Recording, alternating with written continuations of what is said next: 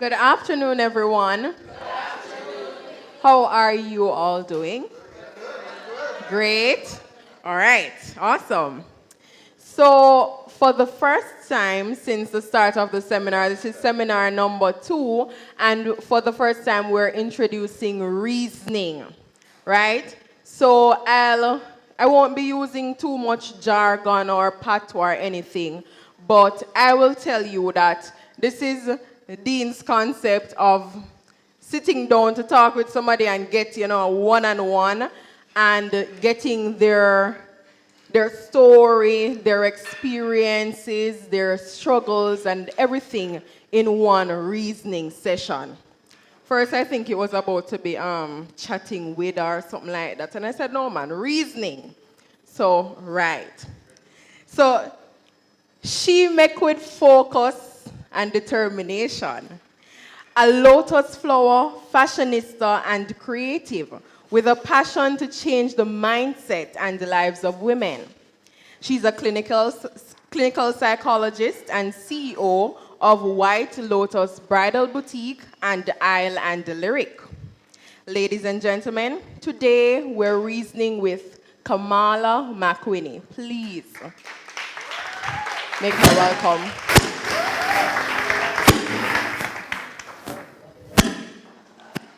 Good afternoon, Kamala. Very nice to meet you again. I love the fact that you're so flamboyant, and immediately when you came in, I said, right. Thank you. So, Kamala, the tagline of White Lotus is celebrate you. How do you celebrate yourself as an entrepreneur?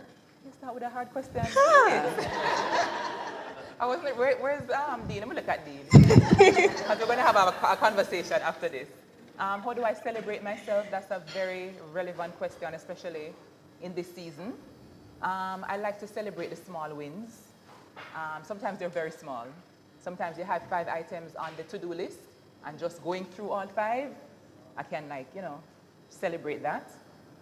It's not a comfortable thing for me to celebrate myself, especially with eyes watching. But it's something I'm working on doing more. All right. Yes. Why didn't you think you had it in you at first to be an entrepreneur?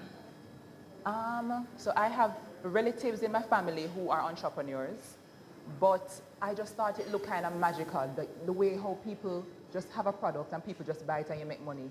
It seemed like it was too magical for me to do. I didn't feel like I had the skill set to do it initially. And it wasn't until later on I realized that there are tiny steps that you can start to take one by one that can help you to unleash that magic.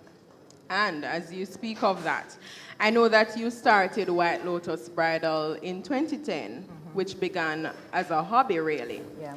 And after you made your first bridal headpiece for a friend's bridal shower.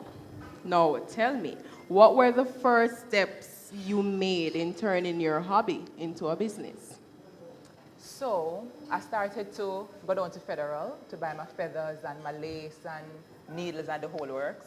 And it turned out that me and Miss P from Federal became such good friends because of how frequently I used to go.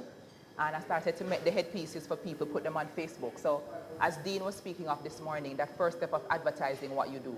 So I made one, they liked it, so I started to take pictures. So even when I was at work, I would have a coworker named Danielle who would be my model, and I'd put them on her, take pictures, and put them on social media. And eventually people started to comment and started to request, one by one, I want one for church, I want one to wear to a funeral or a wedding, etc. So that was the first step. All right, great.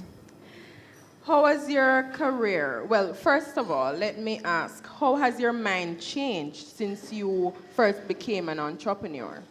Since that time, as I mentioned before, I'm realizing that there are really steps that you can take, and you just have to break it down into a formula. And the most important thing is tenacity, to follow through. And I'm learning just how important it is to be laser focused in executing those small steps towards the bigger goals. How has your career as a clinical psychologist impacted the focus of your business? So, in training to become a clinical psychologist, they always teach us to attend to our clients attend to whomever we're speaking to. And that turns out to be a very good quality to have as a person who's trying to sell a product. It's not only about talking, and trying to just sell, but it's about watching the person's body language. It's about listening. And listening is something that it may sound simple, but so many of my clients comment on the fact that they feel at ease.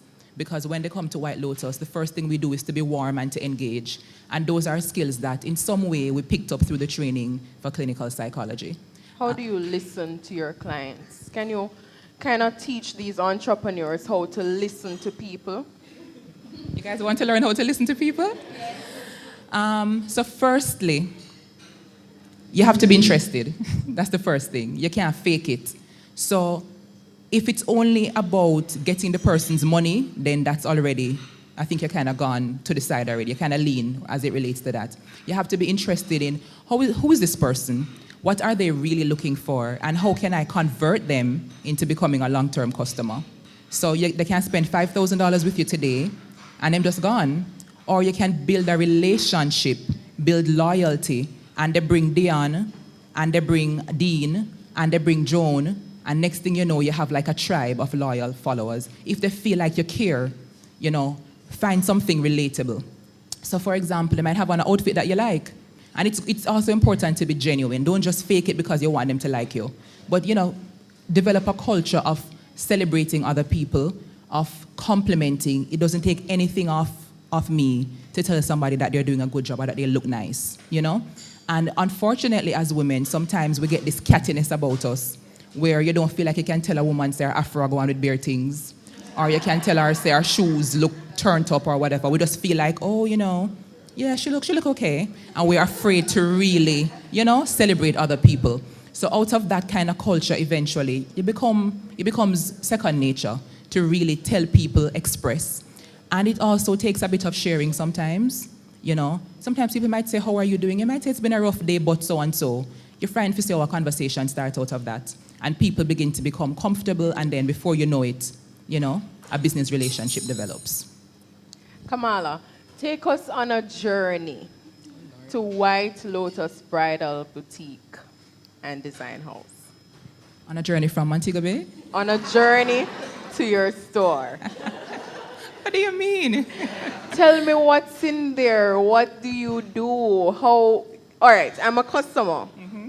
I'm coming in, say I'm getting married, and I'd love to get one of your gowns. Take me on a journey of the experience that I should expect when I come to your bridal boutique. Okay, so first of all, when you come through, I believe it's important to let people feel from opening the door that they are welcome. I go to too many business places and I feel like I'm an interruption to the person's day. And Diane is my good friend, so I go and call her name a couple times. Diane can tell you that I try to be a reasonable person, but it's one of the things that gets me really just a little mentally off. Because I'm saying to myself, if I come to your business place to give you my money, why you not talk to me nice and decent? And I feel like sometimes it's because let me not say the leadership, but sometimes the front line staff didn't get the memo, or they're not suited for the job. So whomever it is that I'm engaging in my space to be a representative or an assistant, it's important to tell them from day one, a big part of our culture is being warm. You are welcome here. So even if I have 5 other customers, I have to, looking at your eye, acknowledge you. Hi, good afternoon, welcome to White Lotus. Give us a few minutes, we're finishing up, blah, blah, blah. You're somebody, and I see you, so that's the first thing. After that, I like to celebrate people's wins. So you're married, congratulations, Whitney. Thanks. And then we start off, on the details of, how can I help you? And I'm finding importantly that it's not so much more anymore about just giving somebody a dress. People start to look at you as an expert as you go along, and that becomes very valuable. So recently, a couple came in and said they wanted to consult. So I'm figuring it's because they want to get a dress for the wedding. So we sat down. When they started, they were asking me, they wanted me to pretty much help them to plan their wedding. I've never done that before. But they saw my social media presence, whatever it was that drew them, and they figured she must know what kind of DIY things I can do, what kind of souvenirs I can make myself, and all these things. And I was so touched by it, and it shows you how you can go beyond just selling a one product and start to expand, right? So after that now, you're going to be getting the expert service now. Awesome. So people have commented recently more and more about how I can just look at a body and just have a pretty good idea of what will fit in terms of size. So what will fit me? So you're like a size 6 or 8 depending on the bridal designer. Okay. All right?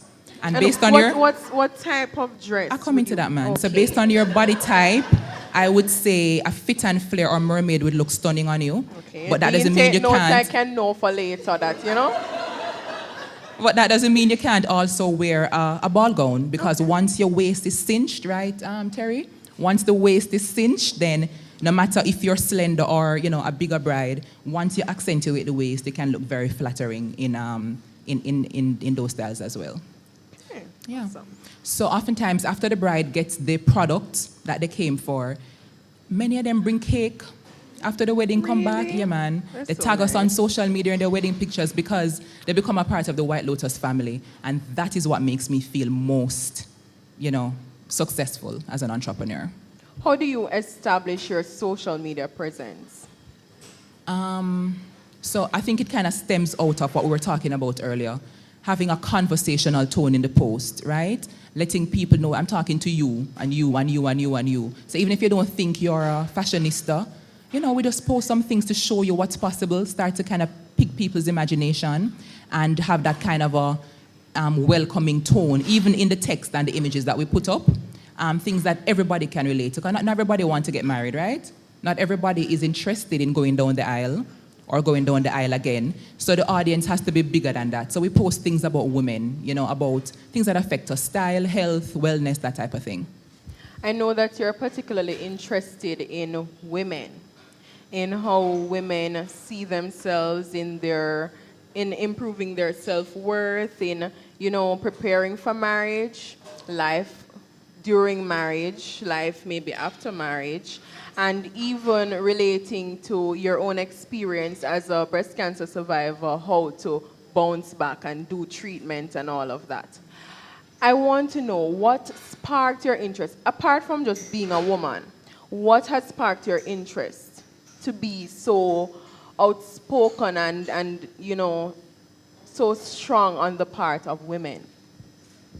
So, you mentioned that I'm a clinical psychologist, and my first job took me from Spanish Town to Montego Bay. So I'm an adopted Montegonian in my mind, right? Love Mobe. I just recently relocated from Mobe to go back home, but I still love Mobe, right? So I came down for the job, and in working with the Peace Management Initiative, that's under the Ministry of National Security, my job was to engage with a lot of inner city women. And to be honest, because it was free therapy, everybody came. So inner city, upper city, mid city, everybody. And interestingly, a lot of my clients were either adolescents or they turned out to be adult women. And out of that professional experience, so many women have issues that stem from some kind of lies in our head about, you know, our worth. I look at some beautiful women who have come before me, and they're in some relationships that are just not kind of sensible. And when you try to pick apart, why would you settle for something like this? It goes right back to somebody tell them some lie in the past that they believed about themselves that made them feel smaller than they really are. And so professional experience, personal experience as well, out of that has come this interest to really help women. Why Kingston and not Montego Bay? Because I know that you opened a store here in Montego Bay. Why are you in Kingston as opposed to Montego Bay now? So there was a time when we were in Montego Bay and in Kingston, but you never treat me good. So we had to pack up our dulcimina and go back to Kingston. And I promise you, it was one of the, let's say, whatever part in the list you have the question about obstacles and challenges, put that. One of the hardest things I ever had to do in my young life so far was to close down that branch, because I'd put so much in, even more than I put into Kingston. Wow. Because I had the vision was nice. I felt like it could have worked. I was excited. I was ready to get it, but it just didn't work out.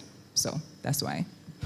In 2013, you were diagnosed with breast cancer, as I said before, and that was a year after starting the boutique. How did this experience help to build you as an entrepreneur? Why do you think it helped to build me?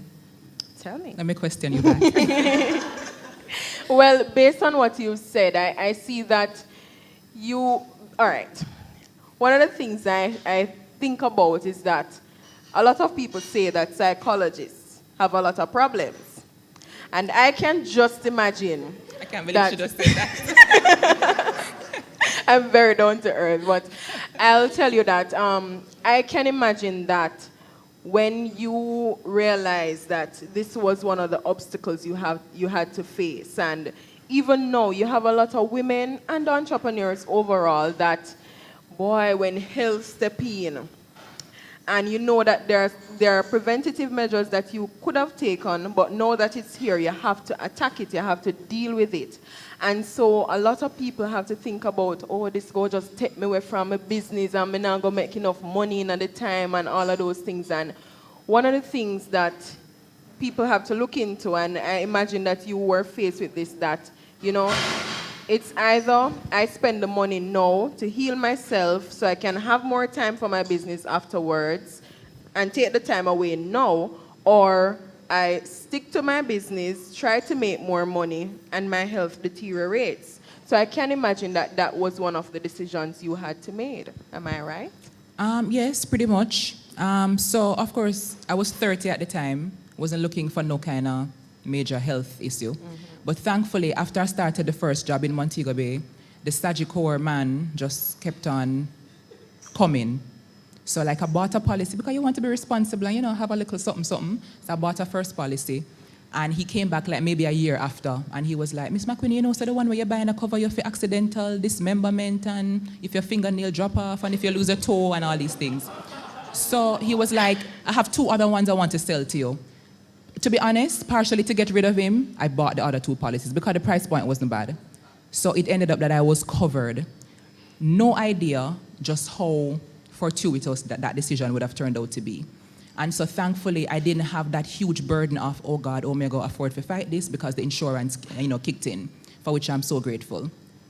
So it was a devastating diagnosis. No history in family, just out of the blue. It was difficult by itself, but interestingly, the business helped to keep me going. Because, you know, when you go, for those of you who are not married, you've probably seen on Say Yes to the Dress, or, you know, whatever bridal things you watch, that it's really a fun experience for the most part. So you come and the brides come and play dress up, and I love to play dress up when I have the time. So it's like the funnest thing ever, right? I call it Lotus Land, and it's like a whimsical place that everybody, you know, it's like a happy place. Awesome. And so going to the boutique, you know, in my wig or my scarf or whatever it was, and just seeing how happy the brides were, sometimes I would even forget, you know, about my immediate struggle, because it was so fulfilling just to watch that. So it helped me to realize that there's more going on in my life apart from just this illness. So it helped me not to sink too deep into this, oh Lord, poor me situation, because it was something else was going on. It wasn't just me at home, lock up, just, you know, feeling like I'm dying, but it was me continuing to push to this, for this vision that I had in mind. Great. I love that tenacity, as you said before, that it's a key thing for you. And I realized that, well, going further down in the interview, you learn more about Kamala in terms of the meaning of her name and the origin, and how much, you know, this lotus has become Kamala. So Kamala, I want to know, you've been through mentorship channels such as Branson, The Innovators, and many of you may have seen that episode with Kamala on Innovators.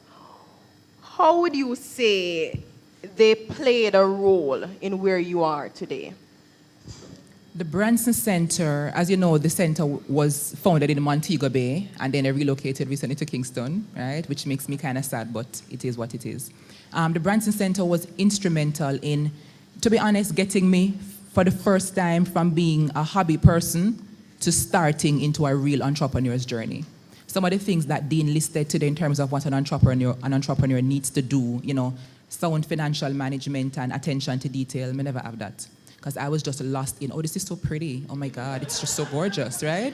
So, you know, sometimes when people are artisans or creatives, sometimes the money part and the journaling and the ledger, we never know one name. So those things don't really come so easy now. We kind of just literally sweep it under the carpet.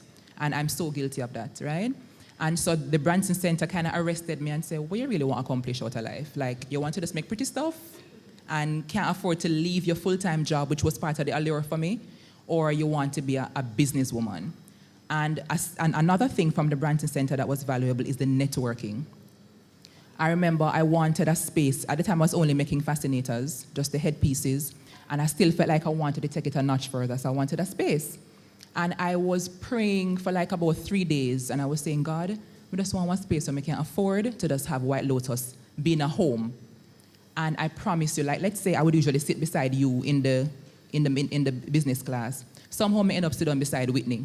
And I was like, I don't want to sit down beside Whitney, but I don't have any other options. I'm beside Whitney, and let's say Dean is the facilitator and Dean is talking, and I'm not hearing a word Dean is saying because I'm praying in my head and saying, God, I feel like to make the next big step, I need a space. And I promise you, within a couple minutes, Whitney just touched me and said, oh, Kamala, I hear about a space in Kingston for $35,000 a month. You don't want it? Literally. So just by being a part of the networking, opportunities came, and that was the first time we had a space in Kingston, ever. That was the birthing of a brick and mortar space. So the networking, as well as the information that was given, marketing, the channels that you need to go through, those were very valuable. And what of the innovators? The innovators was excellent because innovators was when, 2016? That's a year plus now. Right. The innovators, I made the decision to close Montego Bay. Because of that? Pretty much largely because of what the innovators helped me to, to figure out. So for the first time ever, I was forced to engage with the business in a very real way because I've always been a half-time entrepreneur. I've always been working with the ministry or doing some other thing full-time and just doing the business pretty much on the side. So somebody was in there running it, but I was never fully in it. And that's not good for business. And so Yannick Page made no bones about telling me to my face, on the national TV, say, yeah, you need to get your situation together. Right. So it was a big wake-up call. And I think right then, the process of jumping out of, corporate or whatever into full-time business started to really burn. And so it was a very, potent experience as well. How did you go about making that transition from being corporate or part-time entrepreneur to full-time entrepreneur? How many more questions do you have? Because you're getting very into my business now. Let me look. So it's been a long time in coming. I've had too many people tell me, you're a what? You're a site what? But how, I've bridal, all that work out, how the two of them come, how is that compatible or whatever? So I was like bracing for it every time I told somebody that I am Kamala from White Lotus. They're like, oh, but you mentioned something about the Ministry of National Security. I thought you said you were White Lotus, right? So it's always been something I realized I needed to do, but everybody in here probably knows by now, the money is real. The power of the money is real. And especially when you haven't done the groundwork, when you haven't started to sacrifice to lay it solidly, lay the foundation in a solid way, jumping from a secure 25th of the month paycheck, right? Where say like clockwork it'll come, unless Jesus come tomorrow or some national emergency, it'll come the 25th or the 24th, depending on when, if it's a Friday or whatever. Jumping out of that into, let's see how many brides book their gowns this month. Scary, like anxiety-provoking. Yeah, the uncertainty. Yeah, the uncertainty was too much. And I think I disagree with something that Dean said today. It's a subjective thing, but I think entrepreneurs to some extent are born because not everybody has the personality to deal with uncertainty. You have some people who need the 25th every month, or even like what they call the fortnightly pay. Some people cannot deal with how many weddings will I book? How many people will come for a photo shoot? Some people can't manage it. Sometimes I feel like me can hardly manage it, right? And I feel like I have something in me to push me, much less somebody who doesn't feel like they're very risk, right? So that was the major thing. Last year, September, I wanted to leave. I was lecturing at the university down here. Love it. But I felt like there was just more. I just need to do more. My business is almost there where I want it to be, but it just needs me. And then it didn't work out for me to leave last year because of a whole heap of stuff. So when January come, I asked all my friends, I was like, listen, this is it, the 2018 push, this is it. So I made a financial plan. Everything never really lined up so 100, but all the time people say you mustn't count your chickens before they hatch. So I make one bossy plan. I was very happy about the plan too, And then it never really worked out. I sent the resignation letter already. So I was like, okay, Jesus will take care of me. So I jumped nonetheless, right? And I'm not sorry I jumped. There have been some days when you wonder what you just do a while ago. Like, you're sure this really, like you have your good work? Where you can get promotion probably in 2 years? But I feel purpose, and that's what all of this is about for me. I realize you speak a lot about, I'm going to tie it in with faith. How important, and just tell everyone how important is faith, having faith, because you can't have a certain personality, but faith is something that you can work on. For me, I don't know, I wouldn't be here today if I didn't have faith. Number one, that there is a God who is for me. Not just that there is a God, but that he might look out for me, he might think for me. Number two, that he has me here for a reason. And that was, if I could say a good thing that came out of cancer diagnosis, it was the realization that, well, I'm still here, so it must be something. Because so many people that I know, that you know, battle it and are not here. So I figured, okay, I owe it to myself to figure out what that thing is and pursue that thing. I remember a situation where I started a company with 10 dresses and bought with my credit card, and which I think is not a good idea to do financially, but I did it. So I had to swipe the card and buy 10 dresses from China at the time. And I reached a point where people loved them, but we needed more current stuff, more fancy stuff, more. And I was in my office one day at work, and I was praying, and I said, Lord, you can't just make me just get some dress, so just make me just get some dress. So when I have the money, I just want to get some dress. And I did a little mental, and I got up from my co-worker's office to walk across the place to my office. And when I reached my office, there was an instant message on Facebook where there was a young lady who had a boutique in Spanish Town. She told me that her son has a heart problem, and so she has to take him overseas for treatment. And unfortunately, she had to close down the business if I want the dresses. Literally minutes. I just thought the thought a while ago and walk around there so to go into the other room. And she's telling me that she have these dresses. It wasn't a 1-2 situation. There were some challenges, right? But ultimately, the dresses were acquired at a price I could not beat. And we were able to expand. And that was maybe like a phase 2 step. You expand and you start to push some more. So faith for me has been integral in the journey. And it is especially integral now that I don't have a quote-unquote lifeline, from the 25th of the month. Going a little bit backwards, I wanted to ask, how important is it to be mentored? You spoke about networking, but how important is mentoring? It's very important, and just today is what, Sunday?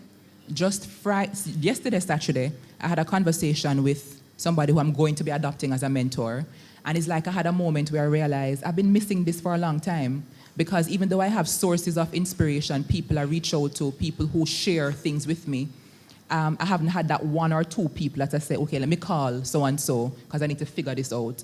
And yesterday, it just clicked in my head that I need to do this in a consistent way. So I think it's important because over time, that person gets to know who you are, and they can really help you to navigate some very important things.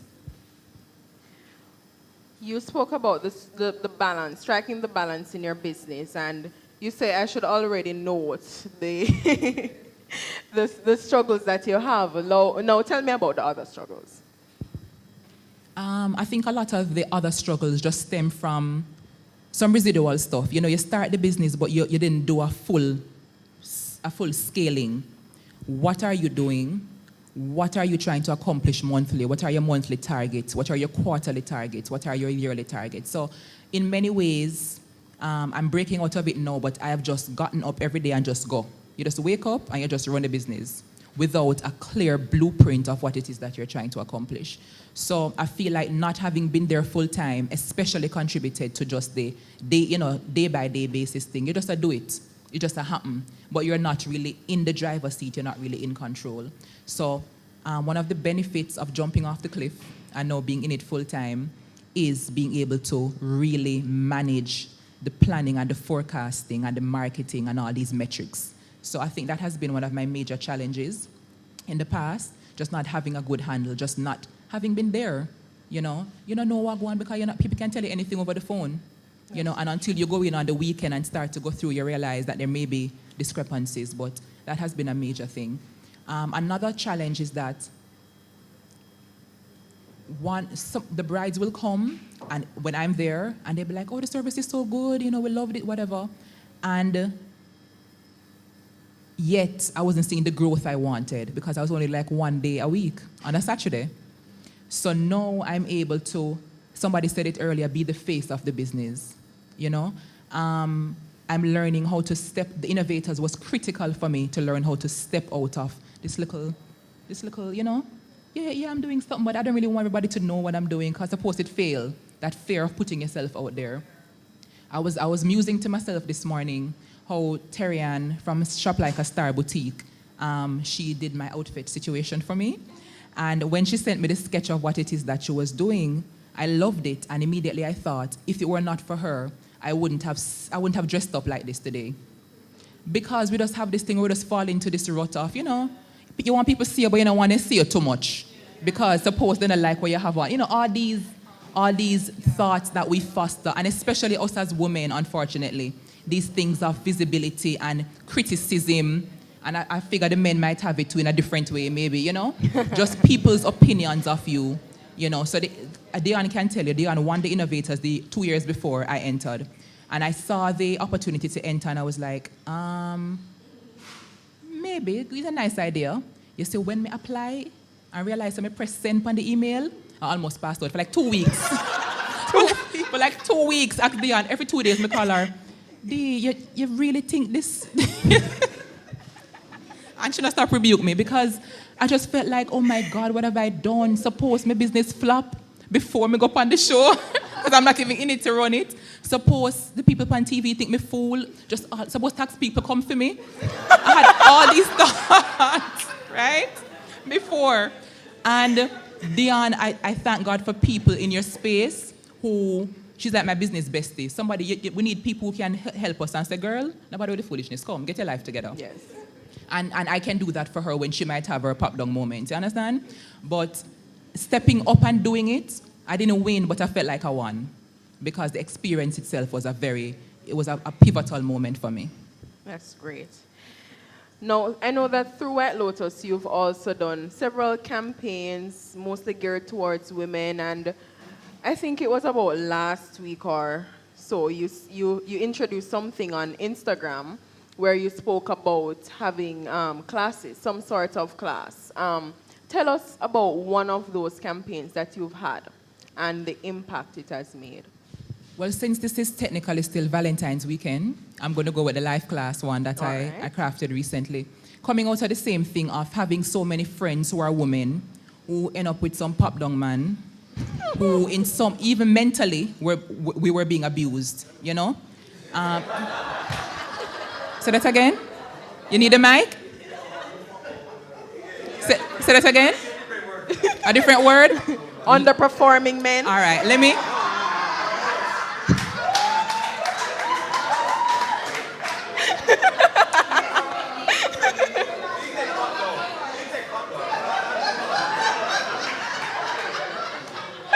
On the short, so I don't want me circle back on that and think about it some more.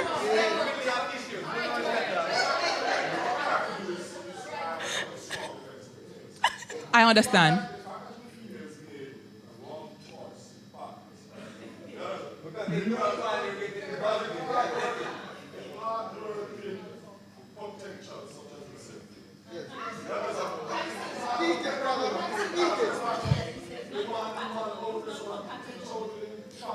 Dean, Mr. Salmon, sir, I will pay you for 5 minutes to tackle this point.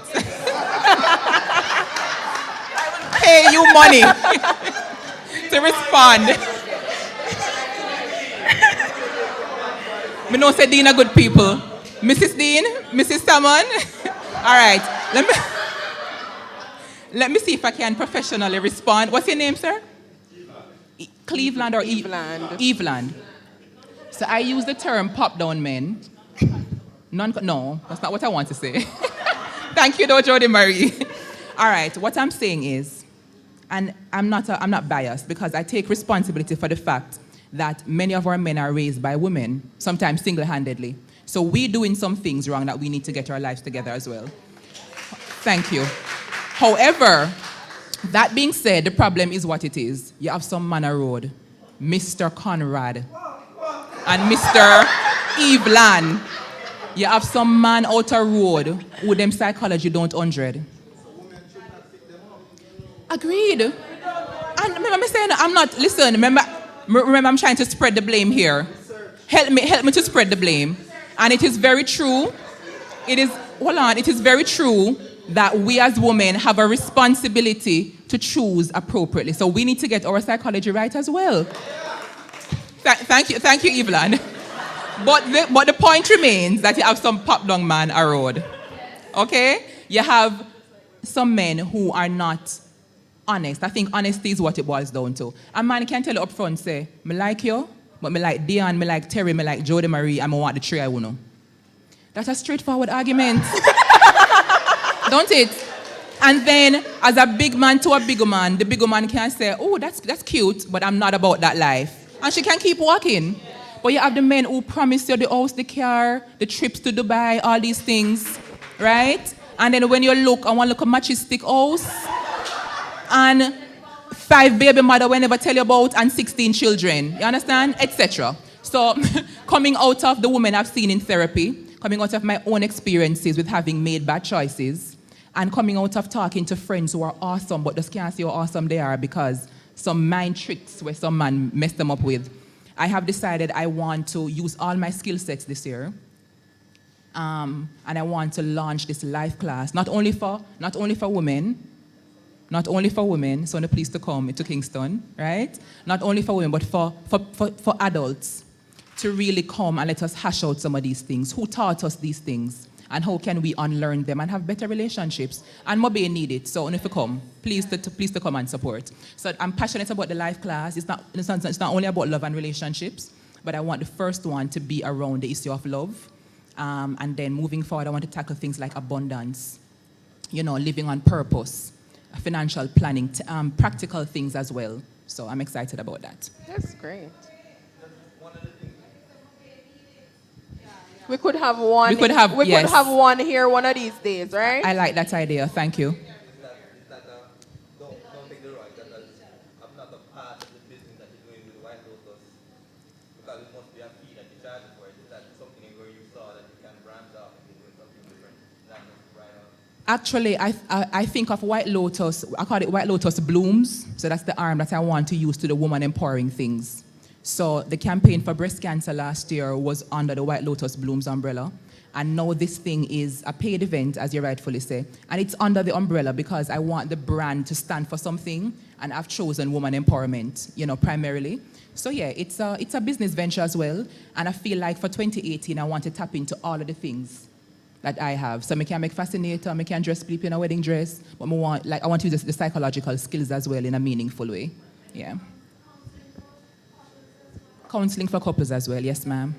Very much so. Back over to you, Mrs. Profile.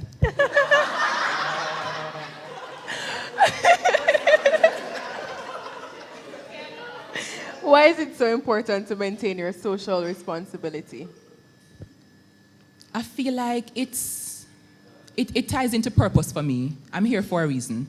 And I need to just stop saying it and just start doing some things. Being at the PMI for the number of years, I was there for 6 years, and so many people came to me who were suffering.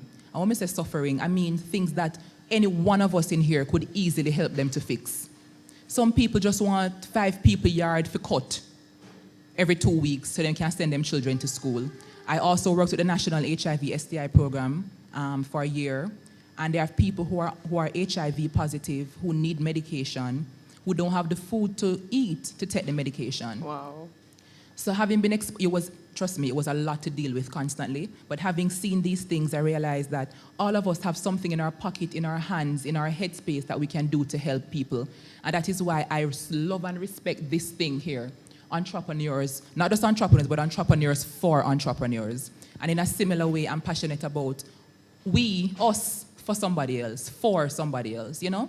So I really want to use whatever I have, whatever I can garner through networking to help other people. Because suppose next year me pop down to the point where me need something like this, I would want to know that there'll be somebody who would care enough to do something. I'd love to use the opportunity to piggyback on that point to say, even as entrepreneurs in our own businesses, that there are a lot of people who need help. And they may fall short in certain areas. So for instance, their customer service or something. And if it is that entrepreneurs help themselves to become more approachable, they may be able to help out these persons, you know? It's not like you're supposed to be their shoulder to lean on or anything like that, but it must be to the point where the person can talk to you one away and say, you know, me really go through this at home. And it's not that you're going to say, okay, take the time off, but you can sow a seed and say, and make them feel a little bit better. I think it's a part of leadership. Right. And I also just want to say it's not only about the philanthropic part of it where you're just doing good, but Richard Branson, one of his major and very well-known sayings or expressions is, do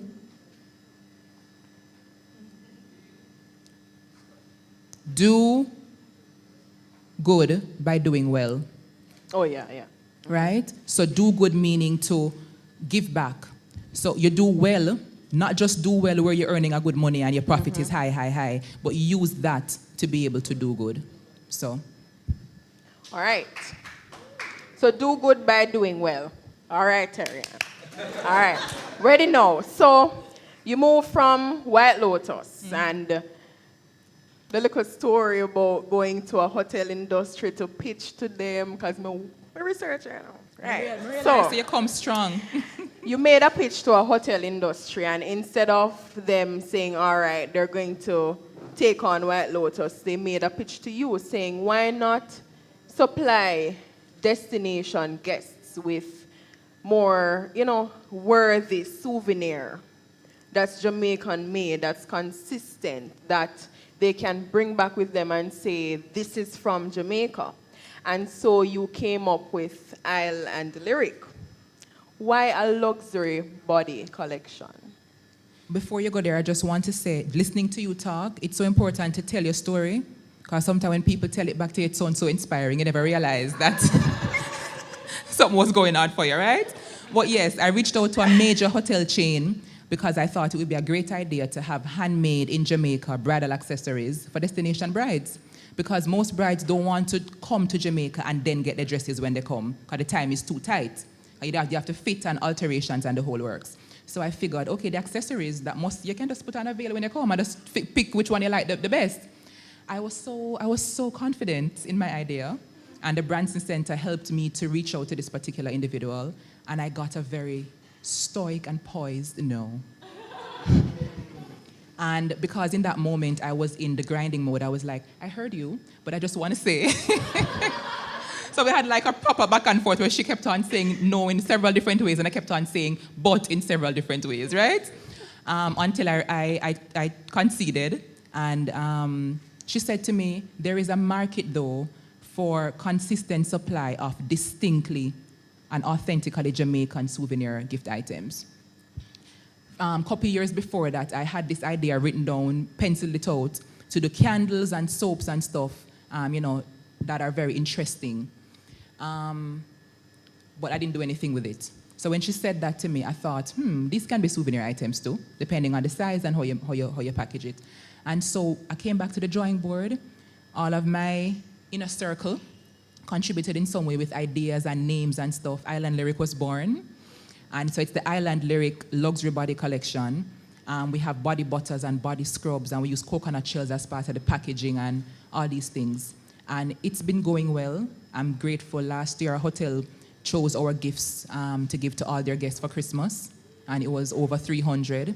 So it was a really great feeling to see something that you wrote down on a piece of paper actually go home with, leave Jamaica in somebody's suitcase or whatever the case is.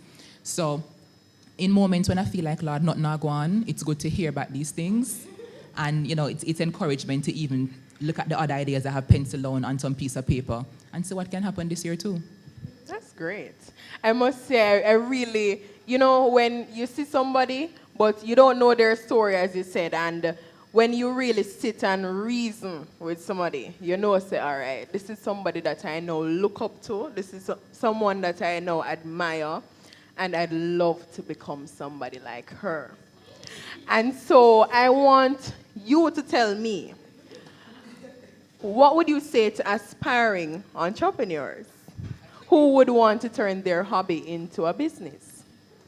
Well, let me just parrot what Dean said earlier. This part is the easy part. It's important that you have a passion. And I'm a stubborn person. I'm a determined person by nature. But I don't think I was prepared all the time for how tough the entrepreneurship fight can be. I don't think I was even mentally prepared for all the no's that I would hear. Because when I feel like the idea just good, it's like you want to tell the people, say, no man, listen again, man. It's a really good idea. Just hear me say one more time. And it's like, me can't figure out, how can you still say no? And then I'm the kind of person who I like to respect people's boundaries. I don't like to be calling people phone all the time. Hi, I sent you an email, you had a chance to check? Hi, I sent you an email again, you had a chance. But some people, you have to do that if you want to try to get into the hotel or into the whatever. So all of those things are things that you're going to have to overcome.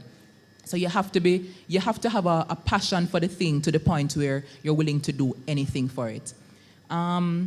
Sacrificing for your business is something that's very present in my headspace right now, because I feel like I've taken some shots for the team, for the business, especially this year. Had an apartment in Montego Bay, loved it, it was fabulous, all that I wanted in an apartment. But after leaving the 9 to 5, I can't have an apartment here so and live somewhere up there so and expense and traveling and back and forth. So I had to lock it up, clear it out last week, and now I had to drive down for this thing this morning because I have to reach, and I don't live here anymore, So it adds more complexity to the whole story. I wanted to be here for the fabulous Wakanda event, Black Panther, but it didn't work out, So sacrifices are something that you're going to have to be willing to make. So it has to be something that you believe in to the point where you're willing to sacrifice for it. So passion, sacrifice, and research. Especially if you're a creative, you can just get caught up in this is so nice. And you don't really figure out the market and what you can do and what, has already been done type of thing. Awesome. The name Kamala is of Hindi origin and means lotus, a flower which is embodied by Kamala McWhinney. From hobby to business, she crafted White Lotus Bridal Boutique and recently Isle and Lyric. She's also a clinical psychologist whose mandate is to help people find their worth. Kamala, thank you so much for reasoning with us. Thank you too. You made it very easy. Thank you. I'd love to open the floor for questions for Kamala if anyone wants to dig more into her business. I think everybody got a mouthful. No, but it's just a part of the growing process that when you were going to school to become a psychologist, that you didn't know where your road was going to lead to. And using that avenue that you went to school will lead you into the avenue that you probably should have gone into, that whole wedding coordination and stuff. So it's just a point of reference that when you go down a road, you don't know why. And sometimes it leads you to where you are. And interestingly, since I was about 6, I've been signing my name Dr. Kamala McWhinney because I wanted to be a pediatrician. And I started UE in NatSci, Natural Sciences. Did 3 years and then decided this is not it. Stop at the penultimate. I had 1 more year to finish the degree. And I stopped and switched to SOCI to pursue psychology. So it's been a whole heap of recalibrating. What am I really passionate about? Why am I really here? Scary. Thank God for a mother who's supportive to pay student loan and all these things. But yeah, it's definitely a point of following passion. And just to add a little bit to what we were talking about, becoming an entrepreneur, everybody in our room have a story. Everybody goes through the tough times. You understand? None of them don't come from money, they can't And if That's a learning process. Of course, of course. if I may just add the recent suicide of the Jamaican-born businessman, Diana and I spoke a lot about it and what it means. And I think in that moment, when I heard about it, I made it a point of duty to try to be more open with my story. Because sometimes people just look on and say, oh, she have two business, okay. Her things sort out, and they would have no idea. Say some That's days, true. you don't know your head from your foot bottom. And I remember going to a seminar and hearing somebody who I consider to be, well-to-do or, up there financially, speak openly about the fact that some days she don't know how she going to pay her staff. And I was like, it wasn't even like, really? It was a thank God for being honest, because me need to see somebody who would do something, who grinding, admit that they have difficulty with me can identify with. So it's important for all of us to share our stories, because people looking on figure it's just, oh, Conrad look like him rich, look on him shoes, right? Look on Dean, bow tie, and all these things. And they wouldn't know that sometimes even your closet, not your closet, your cupboard, you wonder where you're going to cook tomorrow, because things just get a little tight sometimes, So it's important to share openly. Any more questions? I didn't hear much as to your coping mechanism, how you were able to beat breast cancer and be as vibrant as you are today. Quite sure some of the females have done. On that note of about the breast cancer story, I could not leave today without asking every woman and man to check up themselves, feel up themselves. Because that some cancers don't have any warning signs. It just get big and big until they say, what happened? Thankfully, the tumor was causing an itching in my left breast. And it was in scratching one day that I felt it. And I was like, that's not supposed to be there. Supposed it wasn't itching. Because I didn't think I needed to do breast self-examination because I barely have breasts to begin with, right? And there was no history. I was 30, right? And so we have to do that. That's one. In terms of coping, just tapping into the facts and listen, I'm battling this thing, and if God want me to dead, me go dead. It sounds morbid, but if He want me to live, nothing can make me dead. So faith, and also a support system. Do not isolate. In terms of the medical process now. The medical process was rough. Did chemo, it was no kind of fun.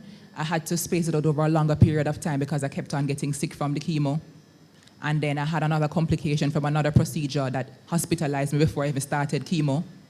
And then after that, I was doing pretty well, and then developed this scare that my doctors were like, this could be something coming back. This is like maybe a year after having finished the journey. Wow. So it has been a constant, thankfully not so constant anymore, but it was a constant set of scares.